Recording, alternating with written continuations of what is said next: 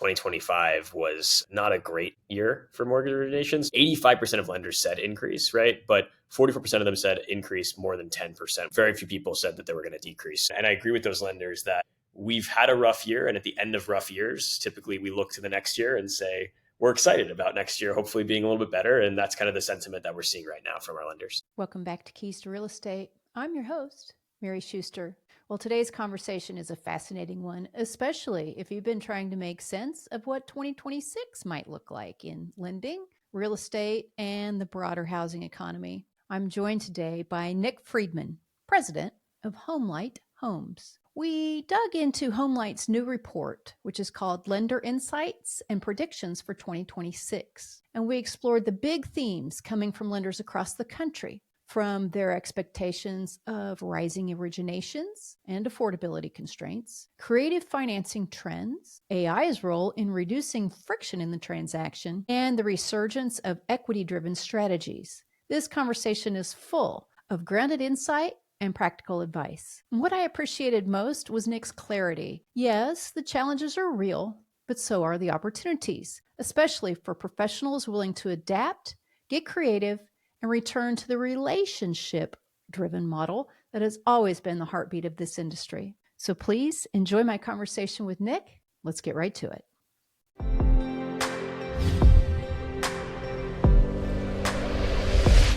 The presenting sponsor for this season of Keys to Real Estate is Closing Lock. Working in title, do you ever feel like you've got a target on your back?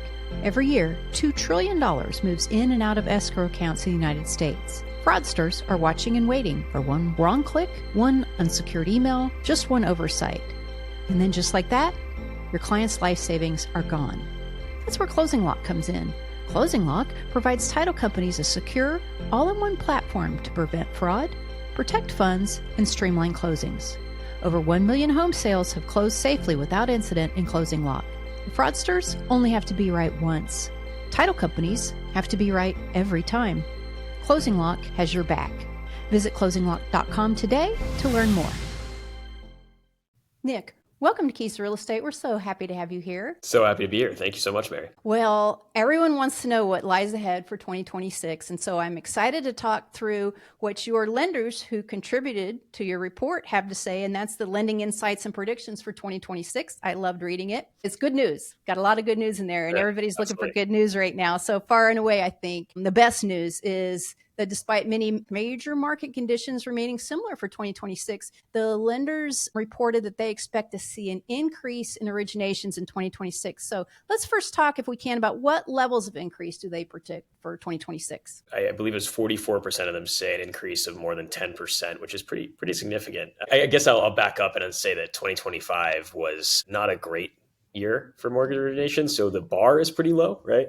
Hopefully there's an increase in mortgage originations generally. 85% of lenders said increase, right? But 44% of them said increase more than 10%, which is, again, very significant. I believe 25% said 6 to 10%, 16% said 3 to 5, and then you had some people a little bit lower than that. Very few people said that they were going to decrease. And I agree with those lenders that I think we've had a rough year. And at the end of rough years, typically we look to the next year and say, we're excited about next year, hopefully being a little bit better. And that's kind of the sentiment that we're seeing right now from our lenders. Yeah, I know everybody's ready. And right now there's some big questions about where the interest rates will end up. And I want to talk to you a little bit later about how much of a factor that is. But sure, just overall with where the interest rates, where do we think they're going to end up and how do we think they're going to impact activity in 2026? Yeah, we definitely think they're going to go down. There have been some recent signals after the report was written that it may not go down as much as we think. It's going to depend on the economy throughout next year and a bunch of things that the Fed's going to decide to do and not do. But we would like to see them go below 6. I think that's what a lot of lenders are saying, as well as kind of getting to that 5.75 range would be a really good unlock for their clients. That's kind of what we're hoping for and what we'd like to see. Again, I obviously can't predict the future there. We didn't predict them staying this high this long either this year, but we have seen them soften a little bit, come down a little bit, and we expect that to continue into early next year. Yeah, I think we're due. And certainly I love the term unlock. That's what I've been using too, because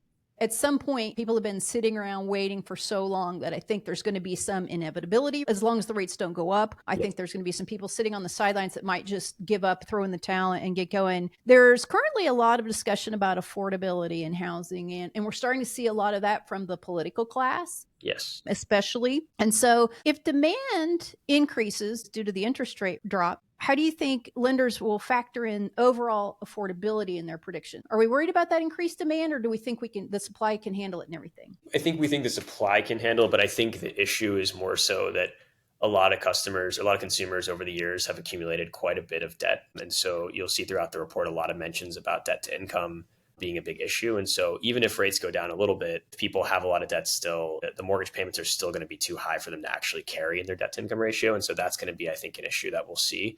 I think if it's significant enough, again, like 5.75 or below, and I believe the predictions are somewhere just below 6. So if we can get 5.75 or below, you unlock a significant pool of buyers, I think. But anything before that, you're kind of stuck on the debt to income side. So we see a lot of people today who are just trying to put down as much equity or as much down as possible so they can reduce that mortgage payment and actually be able to afford the property. But I think no matter what, debt's going to be an issue, I think, next year for affordability. Yeah, I want to drill down on that some more in a little bit because it is sort of a complex scenario, a lot of factors going on at once. But I agree with you too that it's not just a psychological unlocking. It is an actual what can we handle, what can we take on factor. Exactly. So that's interesting.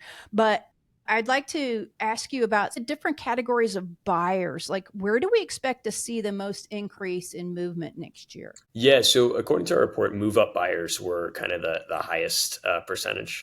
So these are people who are looking to they have an existing house, are looking to go buy a new house, take the equity out of their existing one and use that for the next purchase and move into a bigger home. Maybe they have a family now or whatever it might be. So that's what we expect to be the biggest. Downsizers is another one. So people are going the opposite, but again, have a home to exist or have an existing home and want to go and sell that home first or get the money out to go buy. So first time home buyers was the next category. And that's, again, it's tricky, right? Because it's really difficult to enter the market right now with rates where they are, with debts where they are. So I would say that, again, you kind of look at those top two move ups and downsizers, and I'd say that that's probably going to be the majority of people next year. And then just, cash buyers, investors, I think that'll stay relatively the same. Again, it's just people who have the cash are going to continue to buy with cash, and people who don't are going to struggle to get a mortgage for if you're a first time home buyer, or if you have enough equity to put down for your next house, you'll be able to get access to that property. And that's why I think move up and downsize makes a ton of sense. Well, and the wanting to move up crowd has been fussing about that Yes. downsize crowd, not downsizing yet. So that all makes good sense. So it sounds like then if there's a demographic that the market's still worried about for next year, it's going to be that first time group.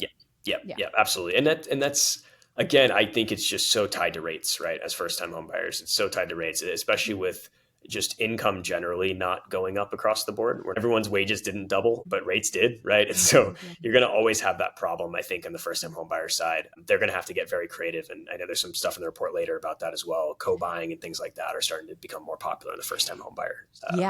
Let's double click on that one for sure. Let's talk about some of the creative methods that first time buyers are employing. And, they're not all created equally. So let's talk about the good, the bad, and the ugly. What are they doing? Yeah. So multi-generational housing is one, which is just, hey, I'm going to go and buy a house with my parents and live with them. Or I'm not even going to buy a house. I'm just going to go live with my parents, right? Mm-hmm. So that's one option. Yeah. I think the second option, which I find really interesting, is actually buying with friends. So it's not even a significant other, it's buying with friends. And now, I am kind of an old soul. I don't think I would ever buy a home with a friend. But one of the cool use cases that we've seen is people who are immigrants who are coming into the country who don't have a lot, who want to buy a house, and they will buy a house with the friend who they come with, right? Or, if you have people who, again, best friends since growing up, and they're comfortable with doing that, with sharing a space, people are a little bit more open to that. So I think that market is increasing pretty drastically, again, just because people need someone to go buy in order to afford the homes. I would say the other thing that we're seeing is ADUs. So people buying homes that have ADUs in the backyard, great way to save some money on the monthly payment and get paid back there. So again, I think those are all creative. I think you said kind of the good and the bad. It really just depends on who you are and what you're comfortable with. Again, I personally don't think I could co-buy with a friend because I need my own space, at least right now. Right. But I think, before you have a family, before any of that stuff, right, I think, it's definitely an option, and we're seeing it increase quite a bit. Yeah, I agree. Both from the kind of the Airbnb aspect of it, like keeping a portion out for commercial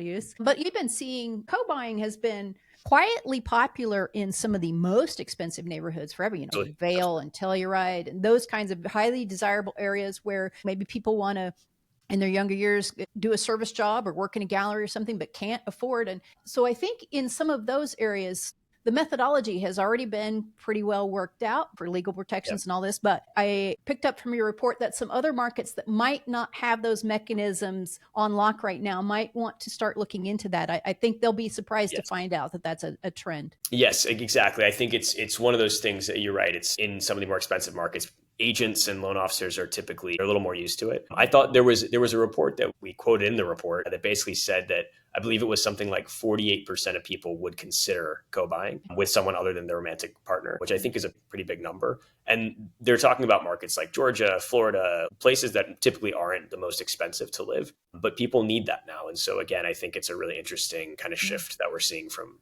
buyers across the country. It really is. I agree. All right. So as far as loan types, mortgage types, which categories do we expect to see the most growth in next year? Yeah, I think FHA was number one that we saw. So 38% said increase in FHA. And to me, again, it makes sense, right? This is for people who are a little bit lower income, struggling to afford, and just need to get rates a little lower. Typically, FHA rates are going to be a little bit lower, and there's going to be more options there. And it's also good for lower credit, right? I think there's a lot of people who have lower credit given the debts that they carry today as well. And then just conventional, obviously, we're going to see an increase. We saw that already. 85% of mortgage originations, 85% say that they're going to increase. So conventional is going to be obviously the most common one, probably still. But then you have non-QM at 22%. And non-QM is like, it's a fun one because it's like, it actually is creative, I think. The hardest part about non-QM, and when I talk to loan officers, is actually originating them, right? So like getting all the docs from the customer and sending it to underwriting, and then underwriting sending you a message back saying, sorry, I need 16 more documents, right? That kind of back and forth, I think is difficult. There's some tools that people are building to help with that, to make non-QM underwrites easier, and therefore kind of help loan officers help their customers. I did find it very interesting though, that a lot of people are quoting an increase in non-QM when most loan officers don't like non-QM because of the work that has to be done in order to close that loan. But I think a lot of loan officers are realizing that if they don't adopt it, they're not going to get as many transactions as they've gotten in the past. And so that's kind of the reason why. Sure. So. Yeah, that makes sense. All right. I have to play devil's advocate for just a little bit. Sure. Because some of our subscribers are reporting, they're just going, I'm having trouble with the math on some of this stuff. And some of these more positive predictions, and their thought process goes like this, and you're touching on many of those things. They're saying, okay, personal debt on the rise nationally, and lenders are starting to see debt to income ratio, yellow and red flags are starting to creep back up. You mentioned the job market and wages, a little bit uncertain right now, as is some of our job data, at least for right now. And then we add to that uncertainty, or at least things that fall outside the standard models that we're all used to, the buy now, pay later debt, the microfinancing options that aren't included in a lot of the credit reports, and an increasing percentage of monthly income already committed to subscription fees for products and services are impacting people's money to do other things with. And so you take all of that stuff, and then you add to that the property taxes are raising everywhere, and electricity costs we're starting to hear a lot about, certainly insurance costs, and even homeowners insurance availability in some places. And so they're just saying for them, this all adds up not to the question of whether down payment affordability is going to be the magic thing, which a couple years ago, that's what everybody was talking about, right? It's just the down payment affordability. Now they're talking about total cost of ownership and that affordability and what's that look like. But it sounds like your lenders think that all of life's other financial commitments, we're still going to have a nice on-ramp, a nice uptick for the total overall volume. Yeah. And Mary, I would say that obviously the picture that you painted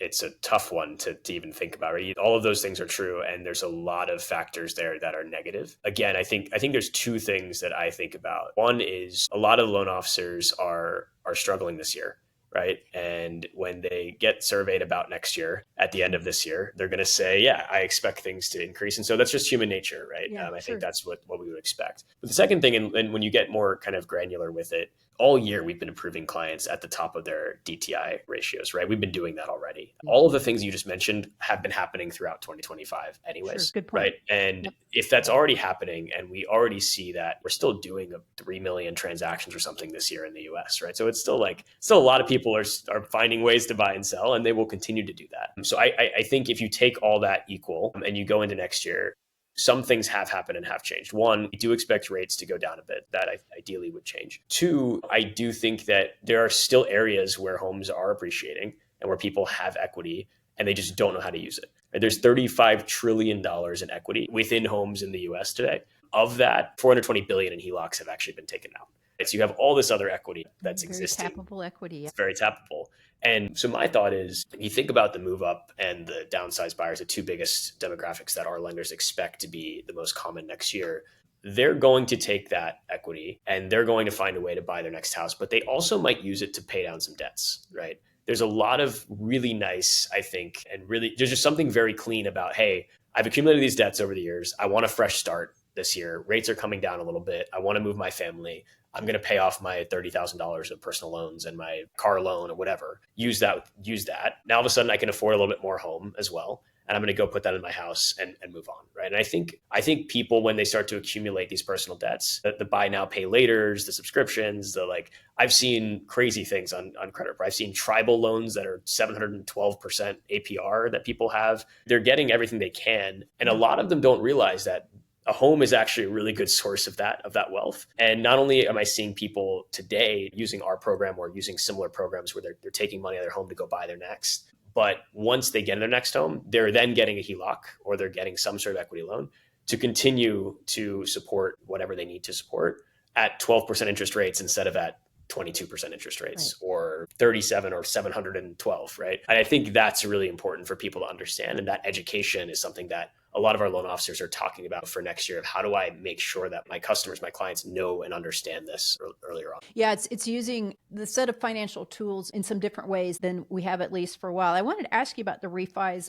I do agree with you that refis and HELOCs are going to play a bigger role in our mix of business coming up. I wanted to ask you on the lending side, are refis or HELOCs as profitable as a line of business as they were 5, 10, 20 years ago? It really depends on how you're set up, right? Okay. So I would say a lot of people are hesitant to get refis right now for obvious reasons because their rates are obviously too high. But once they start to go down a little bit, a lot of people offer like no cost refis where they'll cover closing costs. So people are more excited to go and do it. There's a lot of basis points in the back end that loan officers can make up for and find in these products. So I would say they're probably not as profitable. The margins have been squeezed a bit, but the amount of people who are going to need these things as rates go down is going to be so large that I think people are willing to take some margin cuts in exchange for the volume. And again, I think HELOCs are one of the best tools right now in the market, right? Because again, a lot of these customers are sitting on a piggy bank basically, and they just don't know that they can tap into it. And they've had it since 2010, right? Or 2020, even 2020. Even and 2020. They have,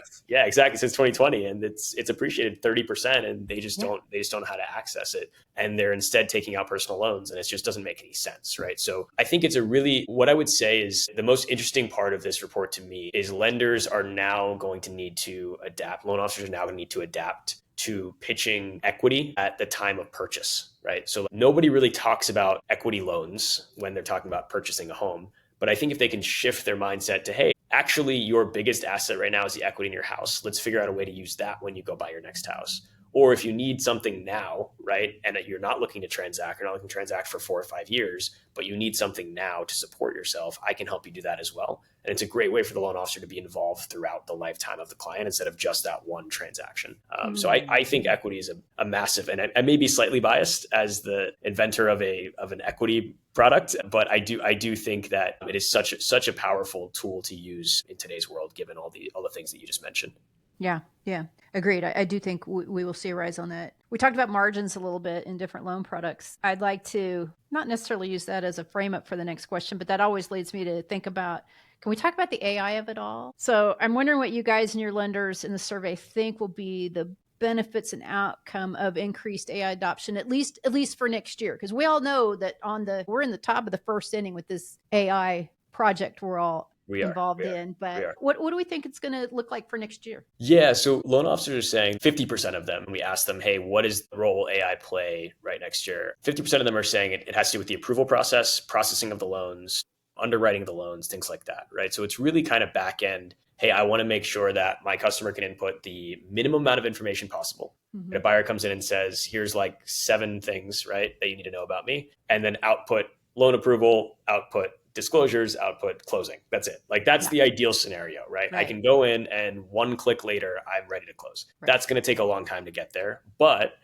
I think AI can help along the way, and just general automations. I think people often confuse automation and AI. Right? Automation is like, hey, I'm going to take this part of the process that's done by a human. I'm going to find a way to make sure it's not. AI is now I'm going to actually make a decision about this, right? And I think that that's the way I think about it, at least. And so if you kind of think about all of that with the loan officers, that was kind of the most popular answer, is it's going to be very much internal. I think just creating streamlined services for buyers like across the process is really big. There was one in here, and I don't remember what it was, but I thought it was interesting. Oh yeah, so 13% said the impact will be minimal in 2026. I actually thought that was high, because I think it's such a big buzzword today, and we've been talking about it a lot. There is a small percentage of loan officers who are almost scared to adopt any sort of AI because they're old school, been doing it this way for years. I've been fine. I do think it's important to adopt these tools. I think that especially as we're looking at non-conventional products being a bigger part of pipelines, we're going to have to adopt those things, because we got to get the speed up as far as getting these clients from approval to close,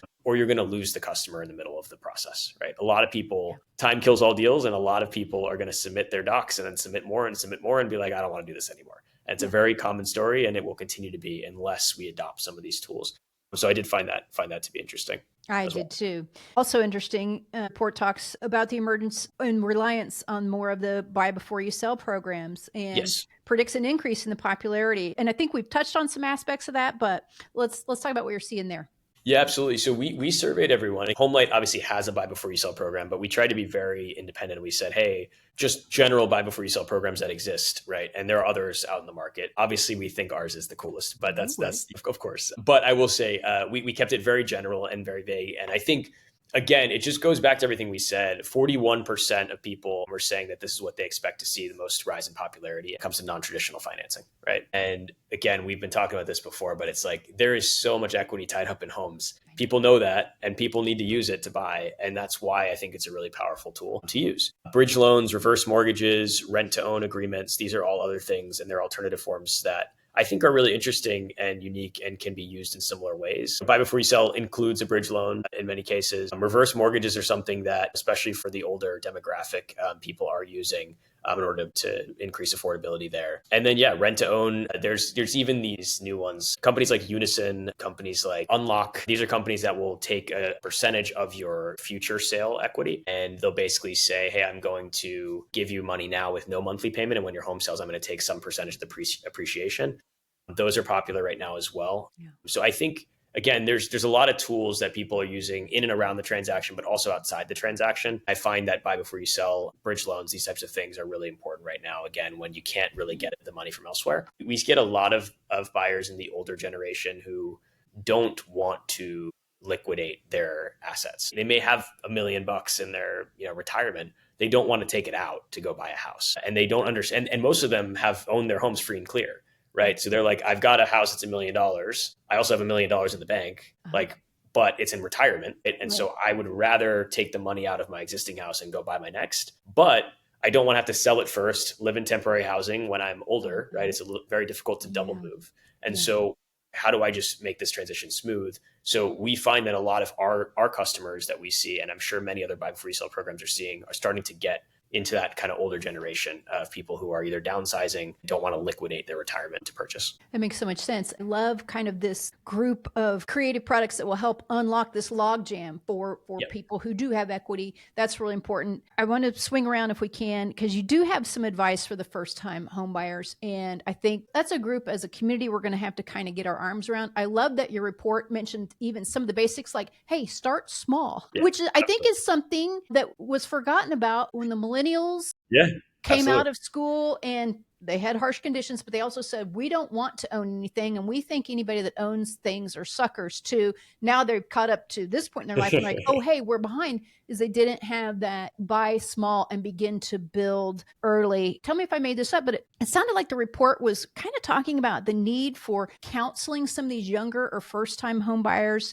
through the process. And I'm wondering, what could some of that counseling look like? And I like that you're advocating for the loan officers to be more involved throughout their customer's life instead of just, if you're here to buy or sell. It got me to wondering, if I'm contemplating becoming a first-time buyer, what would a good consultation process look like? Like if I was working with a home buying doula or something like that, what could that look like? I was talking to someone yesterday who is a first time home buyer. Okay. And it was interesting because I was like, all right, I'm going to take some of the learnings from the report and kind of put this to the test as well and kind of see how it goes. I think one interesting thing that is very, very unique to first-time homebuyers right now is that there may be a benefit to starting with an investment property instead of starting with a residence that you're going to live in, right? And that's starting small. Again, the down payment needs to be a little bit higher for an investment property, but the price is going to be lower. Likely, you can find investment properties kind of anywhere. You can rent it out. You can start to gain some income, right? And then you can go and purchase your next house, right? That's one option.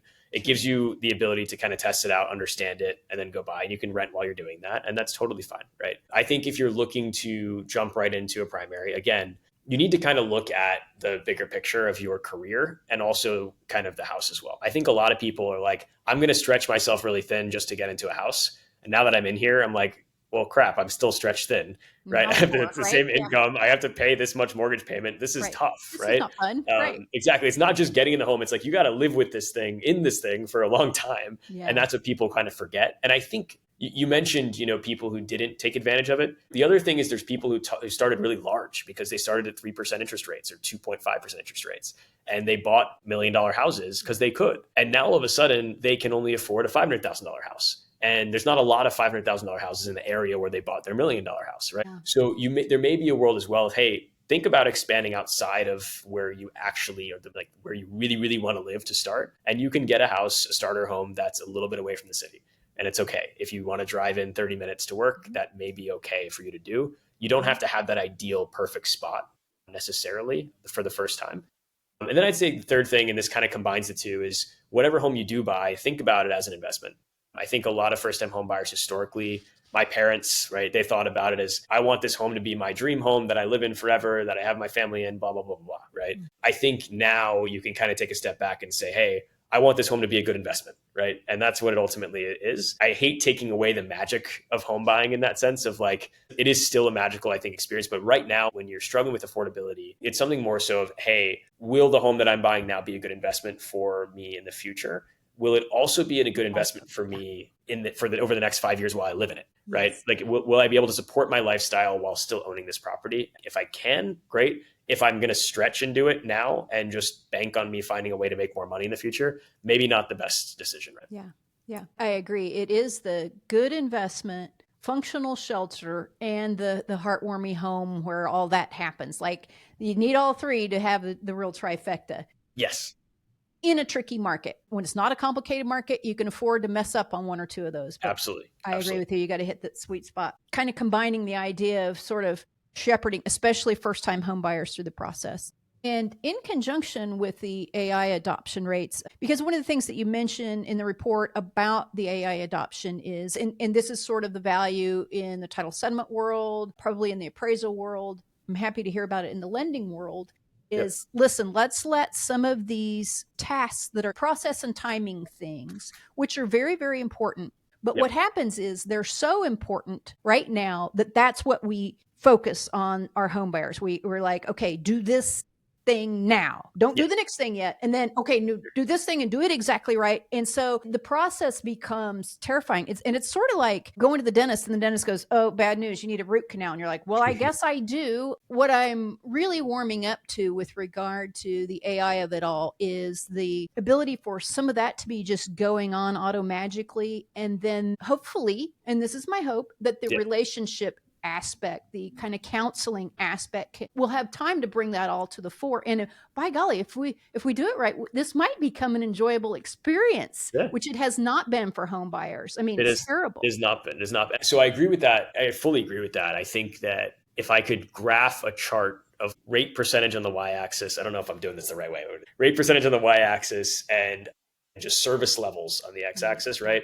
As the rates go up, it's really important to have really high service levels. I think we were very used to in 2020. Loan officers did not have relationships with their customers. They just said, you want a 275 rate, get in line, right? And that's it. And there was no relationship at all. But now, and I think for the foreseeable future, it's really, really important to do that. The loan officers that are winning right now are those, right? There's thousands of loan officers who have left the industry over the last 4 or 5 years. I just did a webinar for a bunch of LOs and I told them, like, if you're still a loan officer in 2025 and you made a living just being a loan officer in 2025, congrats. Like that's truly incredible. And I think that one of the big pieces of doing that is they've focused on building relationships, making sure that they've set their buyers up for long-term success instead of just focusing on an individual transaction, right? And so that's kind of the way that I think about it. And I think that to your point about AI, it's like AI will almost bring us back to the old days when relationship was really important, because that's the only thing that's left, right? The only thing that's left is this. And AI is not going to replace the loan officer. AI is going to replace a lot of the technology and a lot of the tools, a lot of the processing that they have to go to and all the busy work. Mm-hmm. It's not going to replace the loan officer. People need to talk to people. This is a large transaction. It's a scary transaction, and that's just the way it's going to be. So I think a lot of loan officers crave that, right? A lot of loan officers got in the industry because they like